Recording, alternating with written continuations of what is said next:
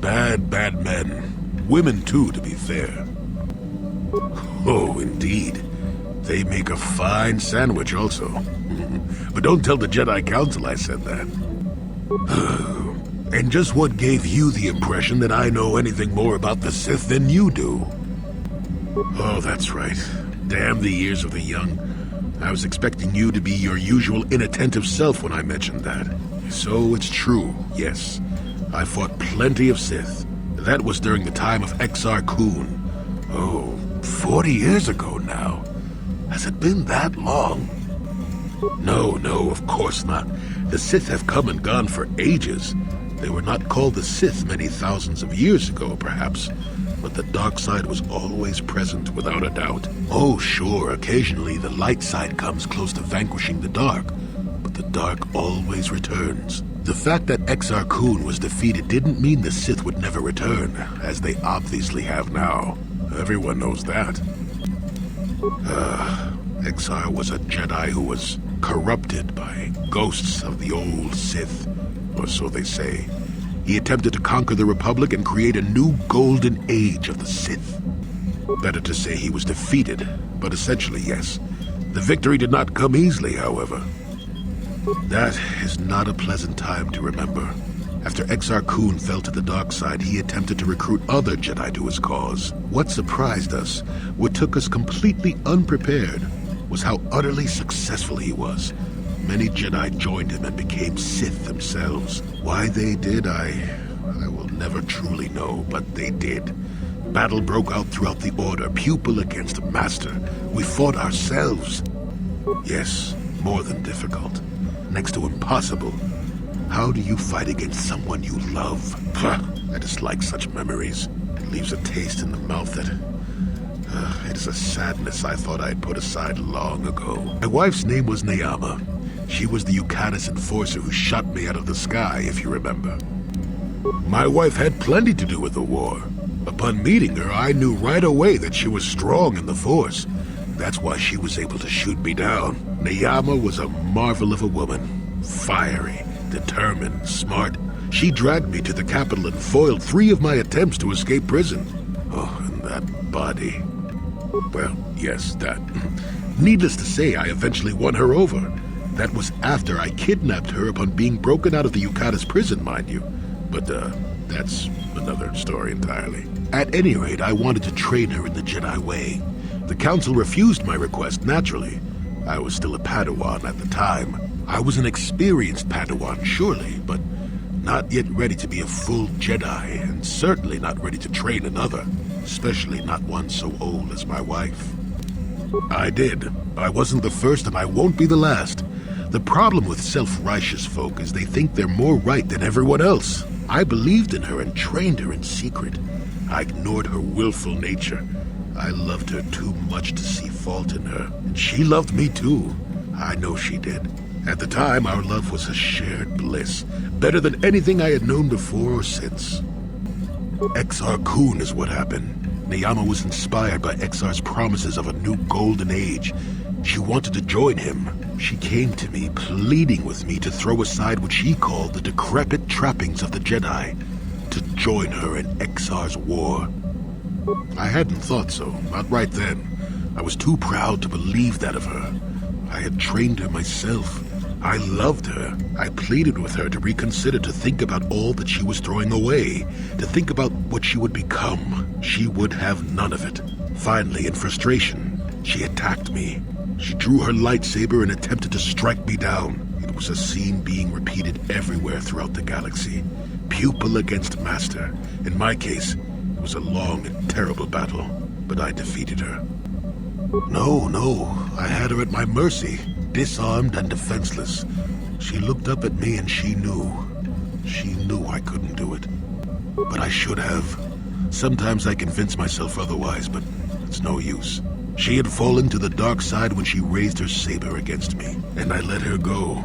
To my shame, she went on to kill many Jedi during the war, until she herself was slain in the final battle. I grieved for her death, inevitable as it was, even as the Jedi Council put me on trial for my actions once the war was over.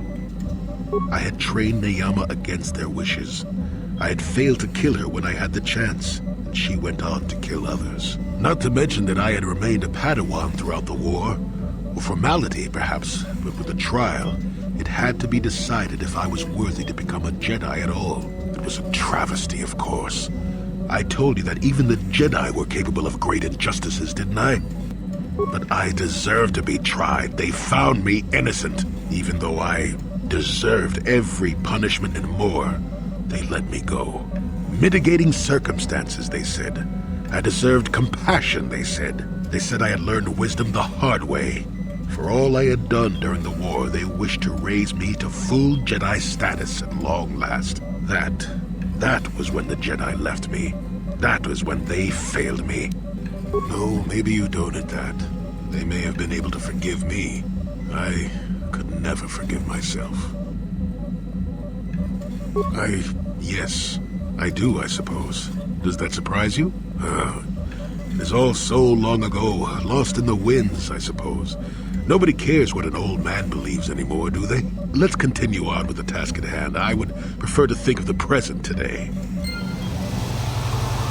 How can I help? You've been patient with me, haven't you? I suppose you deserve an answer. But you have to understand how difficult this is for me to say. With all my training, I should be able to control myself better than this. But you're not like anything I expected. You're not like any man I've ever met before. I find myself watching you when I don't need to. I'm thinking about you when I don't want to. It isn't supposed to be like this. Every time I try to call on all my teachings to calm myself, they fail me. You have such power, such passion. I don't know if it's due to the bond between us, but I'm drawn to you. The Force is a part of you, as is your power. But that's not what attracted me to you. It's more than that. Maybe it's the bond we share. It gives us a certain intimacy. If I could, I would return to Dantooine. I need to be away from this bond of ours. I need to weaken it. I need to be anywhere but near you. But Malak must be stopped. My own feelings are nothing compared to that. But I know this could affect the sake of our mission if it's not resolved. I can't let that happen.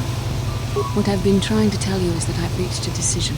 This is not the proper place for this discussion. I think we should have some privacy for this. We can talk about this the next time we return to the Ebon Hawk. Yes, I promised you an answer when we reached the Ebon Hawk, didn't I? But I'm afraid you won't like it. We should have some privacy for this.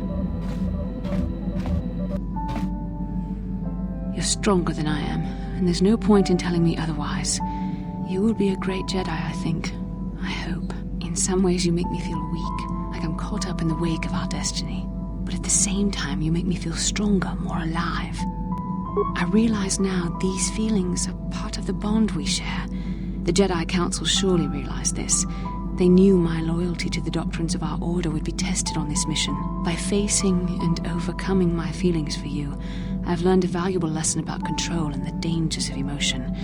This is an important step in understanding the Force. I'm sorry if this is not what you wanted to hear, but I felt that it was important you know our infatuation was nothing more than a result of our powerful bond. You're the one who can't face the truth. Malak has to be stopped. How can I do that if I let myself be blinded by my feelings for you? You mean it, don't you? But how can I be sure you're not making a mistake? I have to resist. I have to be strong for both of us. You mean it, don't you? But how can I be sure you're not making a mistake? I have to resist. I have to be strong for both of us. But I can't. Malak will... Okay, you've made your point. Now shut up and kiss me, you fool.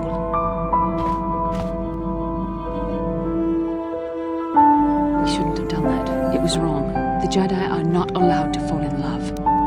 It was a moment of weakness. When I kissed you, we shouldn't have. I'm sorry. No, I know we both wanted it, but we shouldn't have given in to our desire.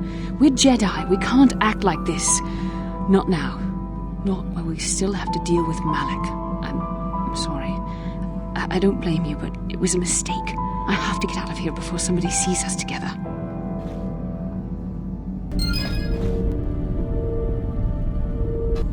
We've already been over this. It was a moment of weakness, a stumble brought on by unbridled passions. But my emotions are firmly in check once more. We need to stay focused on stopping Darth Malak. And I want the others to stay focused as well. I don't want them to get suspicious and start gossiping about our little encounter. So until our mission is over, we need to act with discretion. We shouldn't speak of this anymore. Not until Malik is defeated.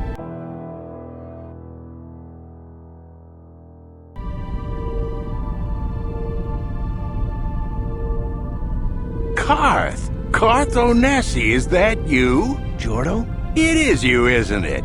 I knew it when I laid eyes on you. You old space dog. How've you been? I thought for sure you'd be fighting on some ship out there. I was. I crashed. That's pretty rich. I can't imagine what it would take to keep you on the ground. Must have something to do with your friend here, eh?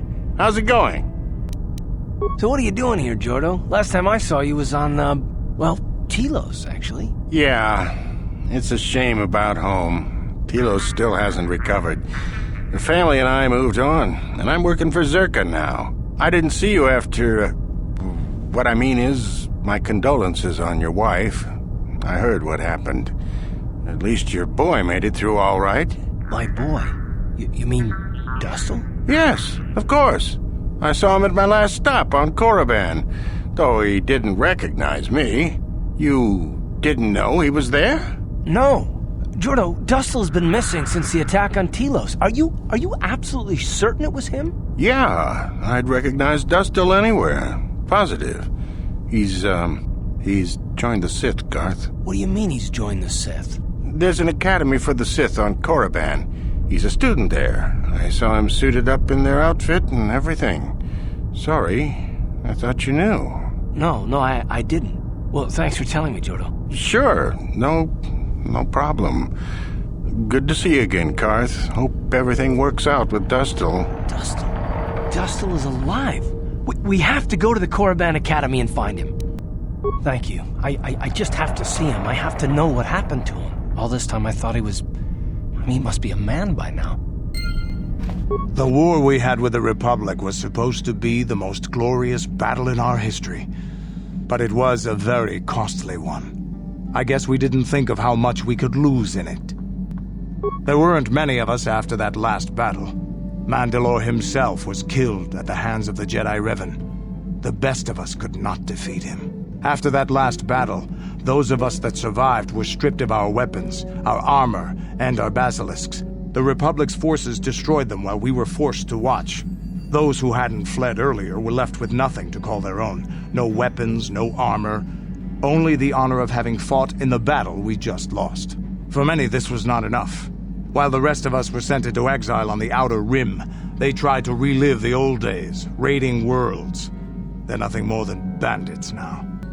Yeah, I came to Taris. And forcing for Davik was not stimulating. The gangs on Taris and Davik's rivals were trash. They give no thrill in battle, no honor or glory in defeating them. It was like stepping on bugs.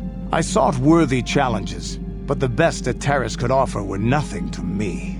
But I think now, with you, I may finally find opponents worth fighting. Maybe later I'll tell you more about what it was like to work for Davik. For now, though, we should get on with our lives. Got something on your mind, dude? Oh, that was not until many years later, to tell the truth.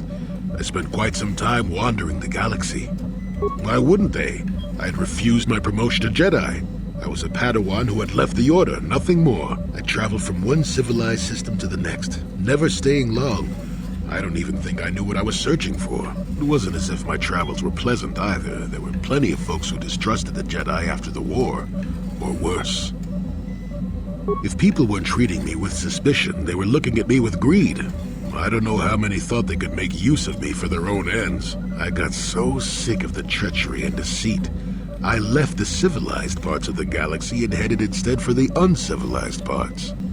Actually, I was on my way somewhere else when I crash-landed on Kashyyyk. The ship I was using was a rust bucket. I'd taken some damage passing through an unexpected asteroid field, as I recall, but I wasn't completely without some systems.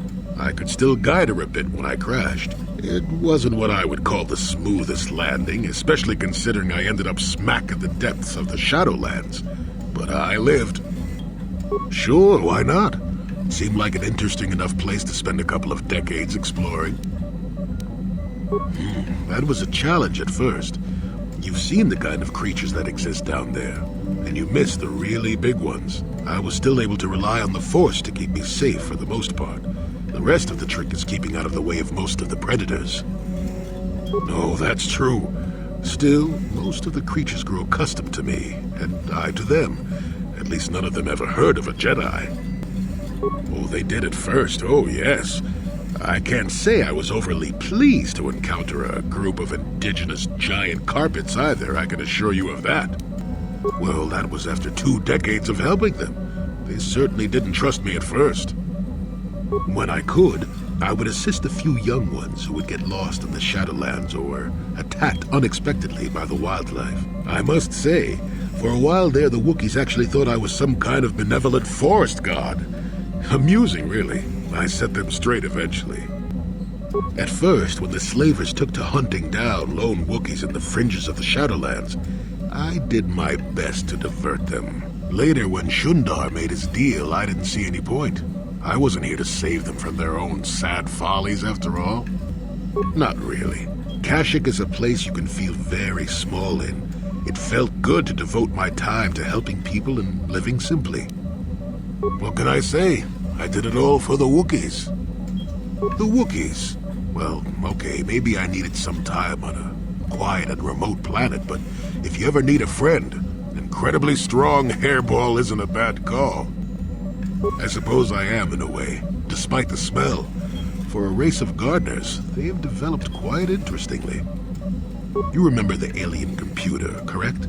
Kashyyyk was meant to be an agricultural planet. The Wookiees were made for a reason, or at least that's what I'm thinking. But I'm an old man who's had a long time to develop that opinion, so don't argue with me. At any rate, we should be moving along, don't you think? If you sat around this long in the Shadowlands, attack would eat you.